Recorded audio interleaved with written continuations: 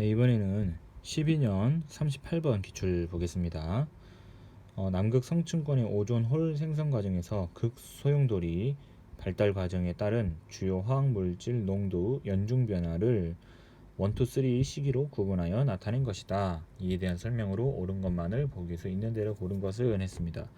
기억 보기부터 보면 성층권에서 염소는 촉매 순환 반응에 참여하여 오존을 파괴한다 이렇게 되어 있는데 이 내용은 그 대기과학개론 체계가 있습니다. 그 시그마 프레스 대기과학개론 한국 기상학회에서 나온 그 책 많이 보시는 책.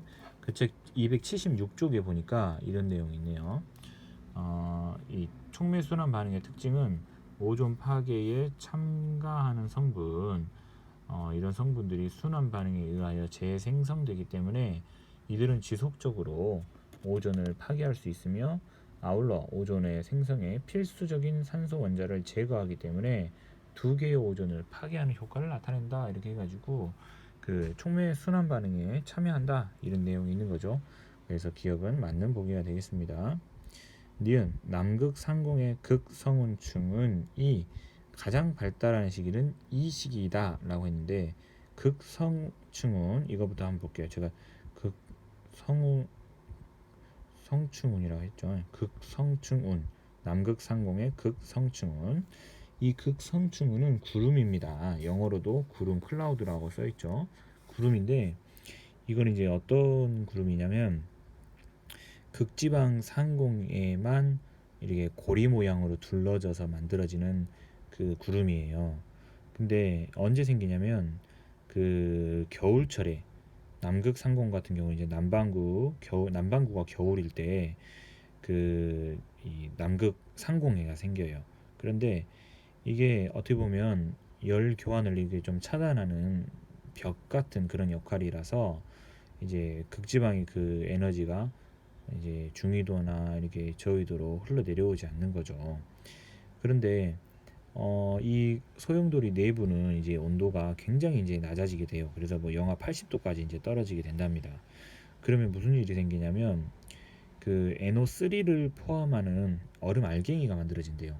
근데 이 NO3는 어떤 것에 의해서 만들어지냐면 이 여기 써지는 거 ClO, NO2랑 HCl 이게 재료가 돼가지고 극성운층이 생길 때 두 개가 같이 재료가 돼서 NO3가 만들어지는 그런 반응이 생긴답니다. 그래서 이 극야라고 써져 있는 데가 지금 겨울인 거죠. 겨울. 그래서 이 두 성분이 극야가 일어나는 이 겨울철에는 감소하게 되는 거죠. 왜냐하면 극성운층을 만드는데 재료로 쓰이니까.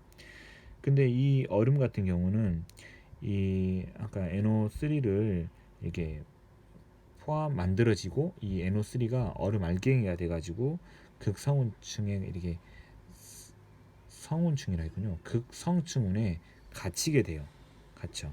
그래서 이렇게 갇혀서 가지고 이 NO3를 가지고 있다가 이제 그 봄철이 되면 그러면 이 극성층운이 녹게 돼요. 녹으면 이 원래 극성층운에 가지고 있었던 그런 오존을 파괴하려고 했던 그 물질들이 방출이 되는 거죠. 얼음이 녹으면서. 그래서 그 다음 시기인 봄철, 이 세 번째 시기인 이 시기에 오존층이 파괴가 된다고 합니다. 그러니까 극야 시기에는 극성층운을 만들어서 이는 오존을 파괴하는 물질들이 얼어서 가지고 있는 상태인 거고, 그리고 봄철이 되면 이게 녹으면서 얼음인 상태에서 녹으면서 이제 그 오존층을 파괴하는 물질이 방출되고 그로 인해서 오존층이 많이 파괴된다 그 얘기인 거죠.